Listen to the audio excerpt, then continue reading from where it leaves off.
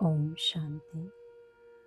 राजयोग के प्रयोग से डिफिकल्ट नेचर वाले के साथ कैसे निभाएं। हमारे घर परिवार या कार्यस्थल पर कोई ना कोई ऐसे मिल ही जाते हैं जिनसे हमारा टकराव होता रहता है। कई बार वो हमारे कार्यों में विघ्न भी बनते हैं। उनका कई काम देखकर मन में आता है कि ये ऐसा क्यों करते हैं। हम उनसे दूरी भी नहीं बना सकते और उनको स्वीकार भी नहीं कर पाते।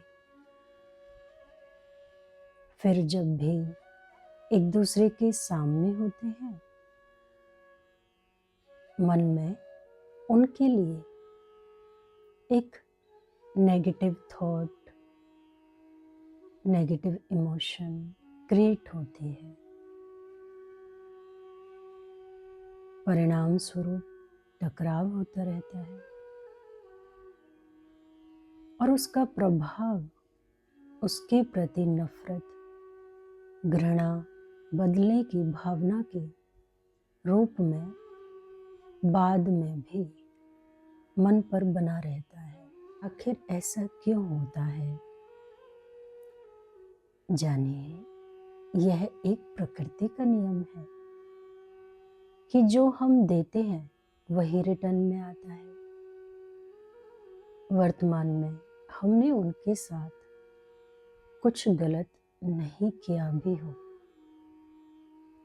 फिर भी वो हमारे मार्ग में विघ्न रूप क्यों बनते हैं? हो सकता है शायद पास्ट के जन्मों में उनके साथ हमारा कार्मिक अकाउंट हो। शायद पिछले जन्मों में हमने उन पर क्रोध किया हो, उनके लिए विघ्न उत्पन्न किए हों, उनका विरोध किया हो या उनको नुकसान पहुंचाया हो, उनके कर्मों में इंटरफेयर किया हो। अब इन कर्मों के खाते को समाप्त करने के लिए हमें उस आत्मा की मनसा सेवा करनी है, गुड वाइब्रेशंस देने हैं। ये वाइब्रेशन उस आत्मा तक तो पहुंचेंगे ही, लेकिन साथ के साथ मेरे सबकॉन्शियस माइंड को भी वो हील करेंगे। ऐसा अपने आप को कहें। अगर हमारे मन में किसी आत्मा के लिए घृणा या नफरत है तो आखिर क्या करें? कैसे वाइब्रेशंस दें? आप ये 4 स्टेप्स ले सकते हैं।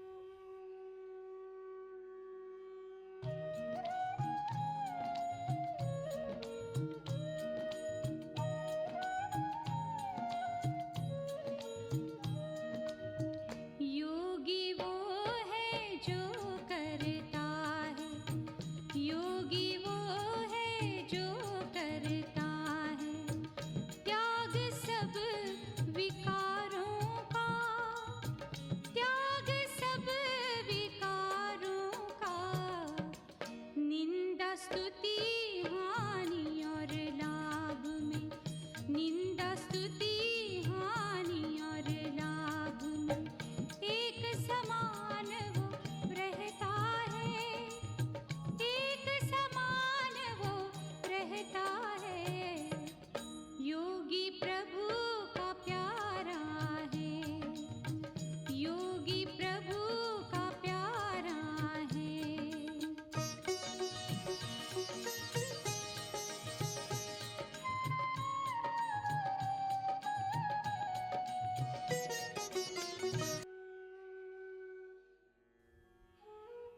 उनको वाइब्रेशंस दे सकते हैं।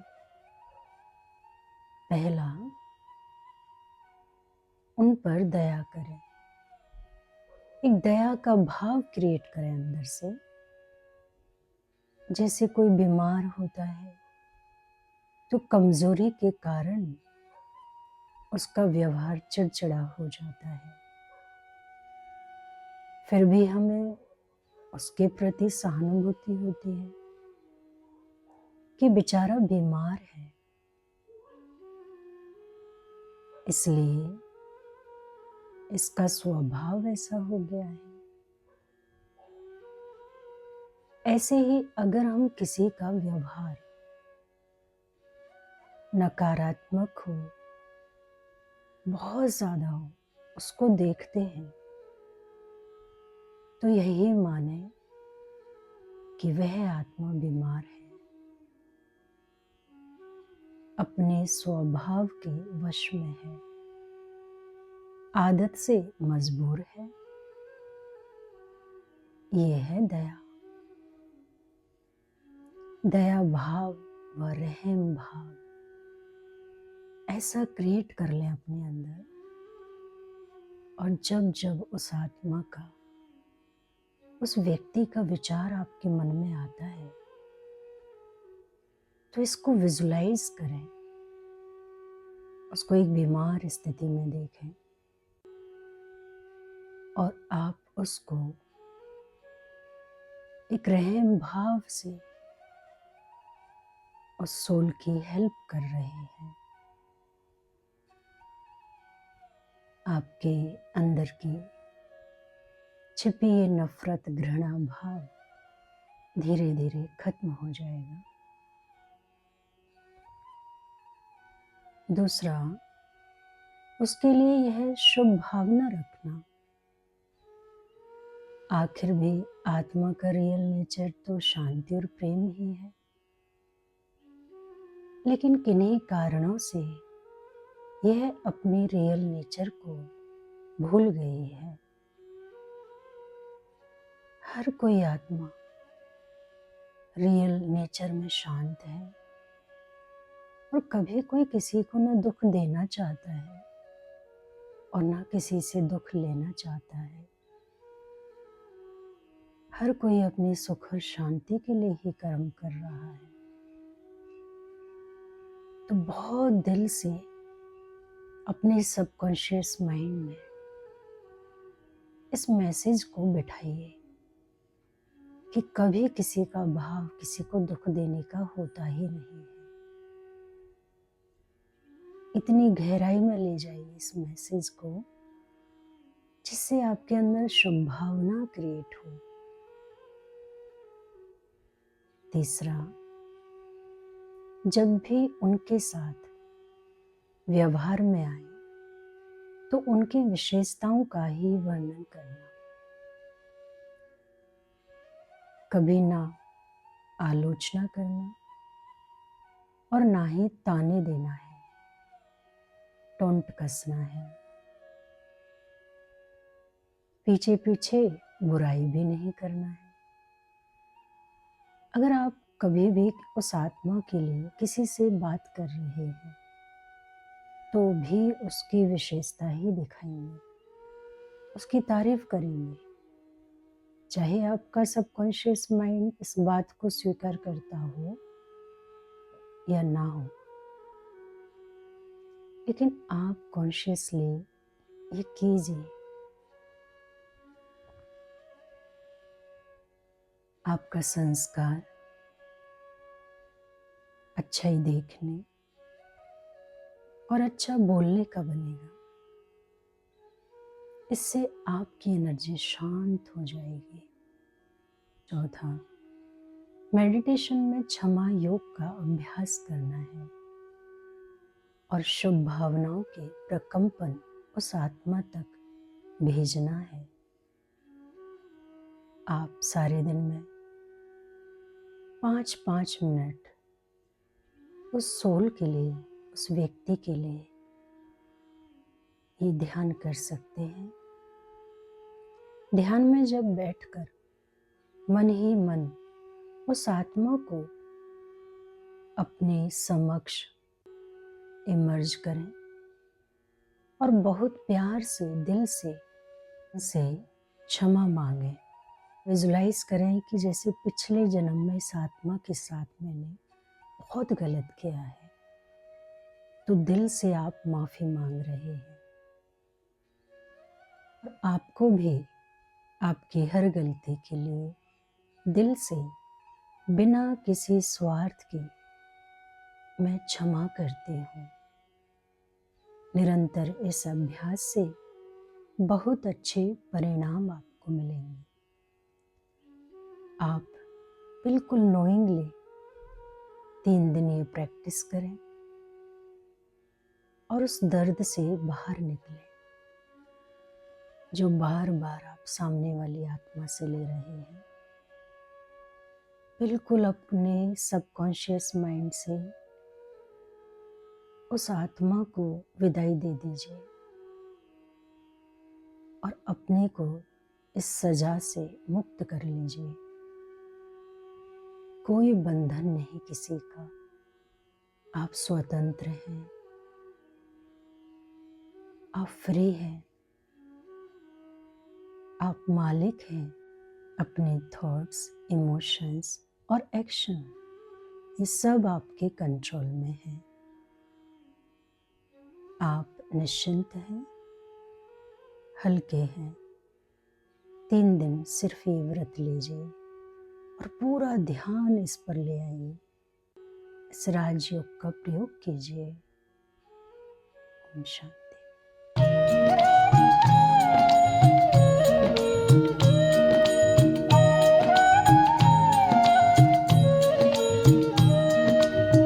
योगी वो है जो करता है, योगी वो है जो करता है त्याग सब विकारों का, त्याग सब विकारों का।